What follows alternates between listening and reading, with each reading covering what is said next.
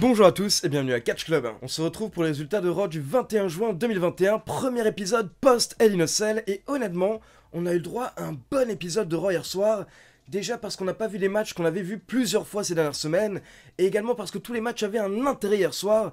On avait plusieurs matchs de qualification pour Money in the Bank. Et à côté de ça, on a également eu le droit à un gros main event.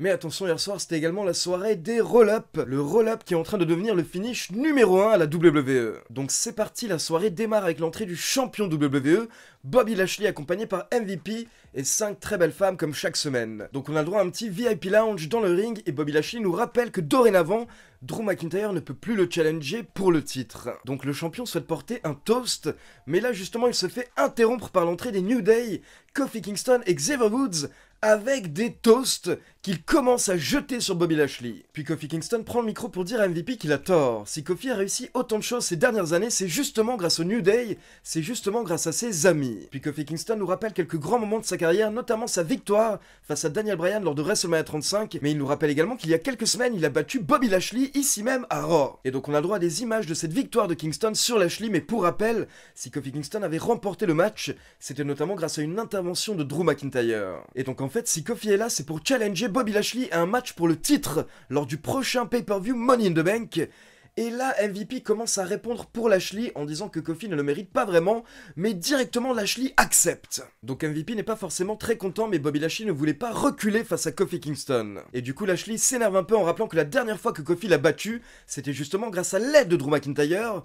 Du coup, Lashley veut être sûr que lors de Money in the Bank, il n'y aura pas d'intervention, ce sera bien un match 1 contre 1.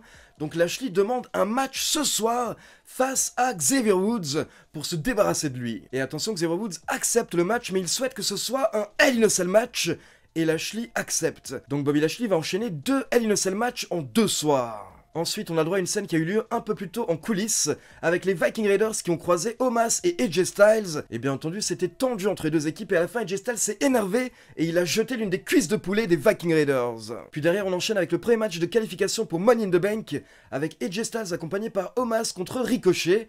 Et donc pour info, lors du prochain pay-per-view, il y aura un Money in the Bank match masculin et un Money in the Bank match féminin. Et dans chaque match, il y aura 8 catcheurs, 4 catcheurs de Raw et 4 catcheurs de SmackDown pour le masculin, 4 catcheuses de Raw et 4 catcheuses de SmackDown pour le féminin. Et ce qui est intéressant hier soir lors de Raw, c'est que ce ne sont pas forcément les favoris qui ont remporté les matchs.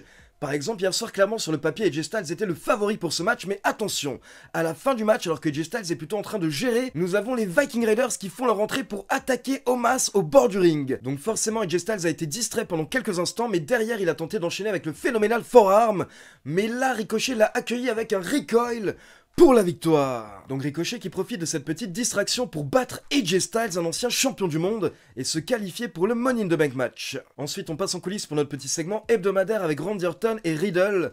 Comme d'hab, Riddle commence à nous raconter sa vie, donc Randy Orton s'énerve. Il lui demande « Mais qu'est-ce que tu veux ?» Et Riddle explique que ce soir, ils ont des matchs de qualification pour Money in the Bank. Et justement, Randy Orton a déjà remporté un Money in the Bank match.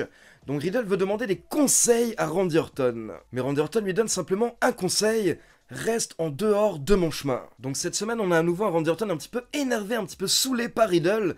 Mais Riddle, lui, il le capte pas du tout, il reste super gentil, super copain avec Orton. Puis dans un autre coin des coulisses, on retrouve Kevin Patrick avec Eva Marie et son amie. Eva Marie nous explique que la semaine dernière, elle voulait catcher, mais au final, elle a eu un petit rhume, elle était malade. Donc c'est pour cette raison qu'elle a été remplacée par sa protégée. Donc justement, Kevin Patrick demande le nom de sa protégée à Eva Marie, et là, on voit la catcheuse à côté qui dit Piper Niven. Elle rappelle à Eva Marie qu'elle s'appelle Piper Niven, mais d'un coup Eva Marie n'a pas envie de l'appeler Piper Niven, et elle change son nom.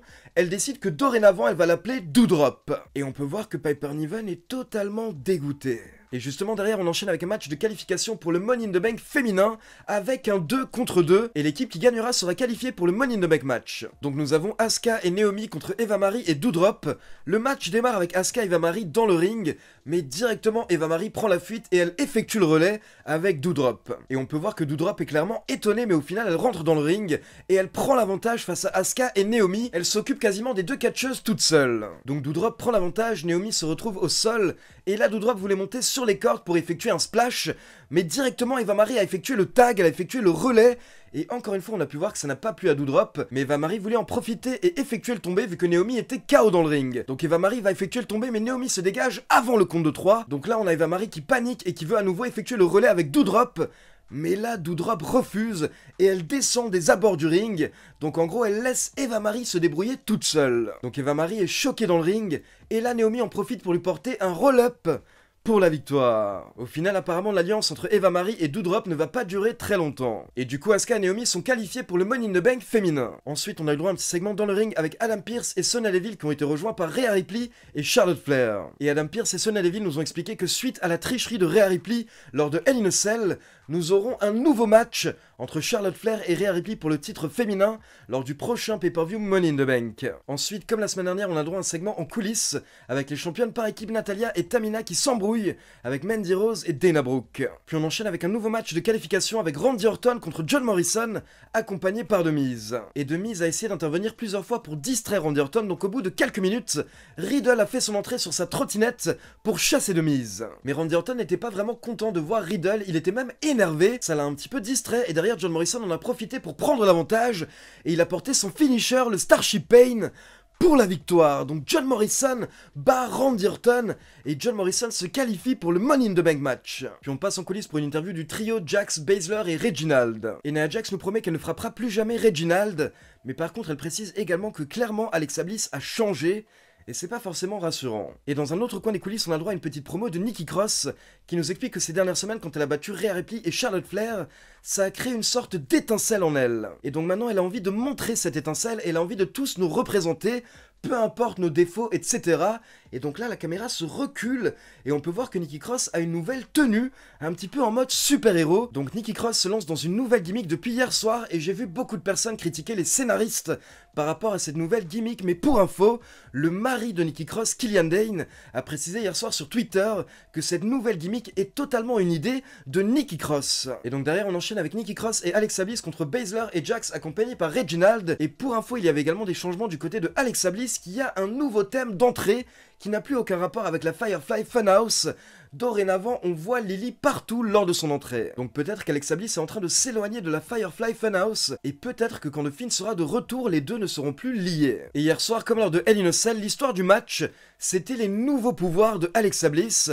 Donc encore une fois, Alexa Bliss a tenté de prendre le contrôle de Reginald. Alexa Bliss a fixé Reginald du regard, et elle a commencé à lever sa main, et Reginald faisait exactement pareil. Reginald était en face de Nia Jax, et donc là Alexa Bliss a fait le geste d'une gifle, et Reginald a fait la gifle, mais il s'est arrêté au dernier moment, il s'est réveillé avant de frapper Nia Jax, donc apparemment Reginald a réussi à se sortir de l'emprise de Alexa Bliss. Mais attention, pendant ce temps dans le ring, nous avons Nikki Cross qui porte un roll-up à Shayna Baszler pour la victoire. Donc Nikki Cross et Alexa Bliss sont toutes les deux qualifiées pour le Money in the Bank match féminin. Puis en coulisses, on retrouve Adam Pearce et Sonya Deville qui sont confrontés par Jinder Mahal, Cedric Alexander, Jeff Hardy et Sheamus. Et tous ces catcheurs se plaignent de ne pas avoir eu une opportunité pour se qualifier pour le Money in the Bank match. Mais Adam Pearce répond simplement que les matchs de qualification ont déjà été choisis et il n'y a plus de place, il n'y a plus de modification possible. Donc là, tout le monde s'énerve, notamment Jinder Mahal, mais à la fin, Jinder se calme et il dit simplement à Adam Pearce que si jamais l'un des participants de Money in the Bank se blesse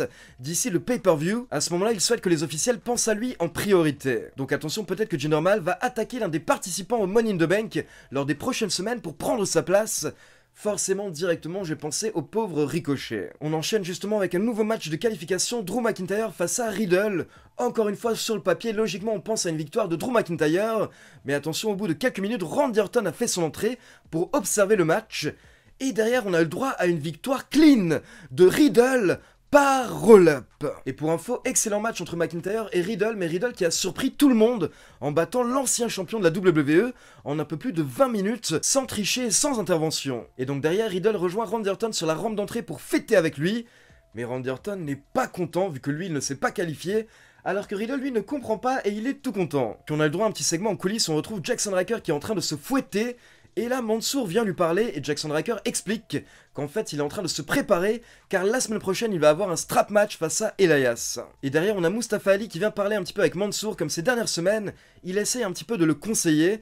Puis d'un coup on entend Riker qui commence à se fouetter à nouveau. Puis on passe au main event de la soirée, Bobby Lashley accompagné par MVP contre Xavier Woods accompagné par Kofi Kingston dans un Hell in a Cell match. Et c'était un bon Hell in a Cell match, mais on va dire que c'était une version un petit peu plus light que ce qu'on a vu notamment lors du pay-per-view. Mais malgré tout c'était violent, il y avait des armes, les catcheurs ont utilisé des chaises, et Bobby Lashley est même passé à travers une table suite à une descente du coude de Xavier Woods. Mais au final, au bout d'environ 13 minutes, Bobby Lashley a porté un spear, puis le Hurt Lock pour la victoire. Mais attention, ce n'est pas terminé car après le match, l'arbitre ouvre la porte de la cage, MVP rentre dans la cage, mais directement derrière, il recadenasse la porte, et donc ça permet à Bobby Lashley de s'acharner sur Xavier Woods. Il porte le Hurt Lock à Xavier Woods et il colle sa tête face à la cage, sous les yeux de Kofi Kingston qui ne peut rien faire, qui est impuissant face à cette scène. Donc Bobby Lashley envoie un message à Kofi Kingston, il voulait lui montrer ce qu'il va lui faire lors du prochain pay-per-view. Donc voilà, c'est tout pour les résultats de Raw. Maintenant, comme d'habitude, c'est à vous, n'hésitez pas à me laisser vos avis dans les commentaires, et comme d'habitude, n'oubliez pas de liker la vidéo, de vous abonner à la chaîne et de cliquer sur la petite cloche pour être informé de la sortie des prochaines vidéos. Ciao tout le monde!